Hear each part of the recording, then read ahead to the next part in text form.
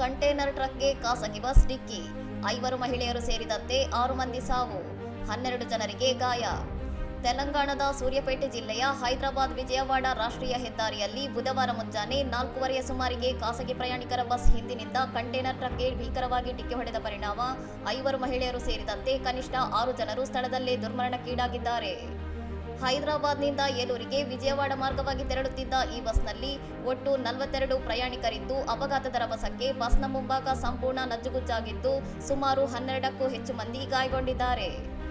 ಗಾಯಾಳುಗಳಲ್ಲಿ 3ರ ಸ್ಥಿತಿ ಚಿಂತಾಜನಕವಾಗಿದ್ದು, ಅವರನ್ನು ಹೆಚ್ಚಿನ ಹಾಗೂ ತುರ್ತು ಚಿಕಿತ್ಸೆಗಾಗಿ ತಕ್ಷಣವೇ ವಿಜಯವಾಡ ಆಸ್ಪತ್ರೆಗೆ ಸ್ಥಳಾಂತರಿಸಲಾಗಿದೆ ಎಂದು ಹಿರಿಯ ಪೊಲೀಸ್ ಅಧಿಕಾರಿಗಳು ತಿಳಿಸಿದ್ದಾರೆ.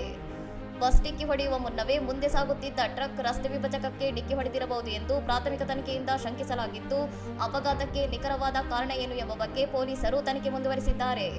ಭೀಕರ ರಸ್ತೆ ಅಪಘಾತದಲ್ಲಿ ಮೃತಪಟ್ಟವರ ಕುಟುಂಬಗಳಿಗೆ ತೆಲಂಗಾಣ ಮುಖ್ಯಮಂತ್ರಿ ರೇವಂತ್ ರೆಡ್ಡಿ ಅವರು ತೀವ್ರ ಸಂತಾಪ ಸೂಚಿಸಿದ್ದು, ಗಾಯಾಳುಗಳಿಗೆ ಅತ್ಯುತ್ತಮ ವೈದ್ಯಕೀಯ ಚಿಕಿತ್ಸೆ ಕಲ್ಪಿಸುವಂತೆ ಮುಖ್ಯ ಕಾರ್ಯದರ್ಶಿಗೆ ಕಟ್ಟುನಿಟ್ಟಿನ ನಿರ್ದೇಶನ ನೀಡಿದ್ದಾರೆ.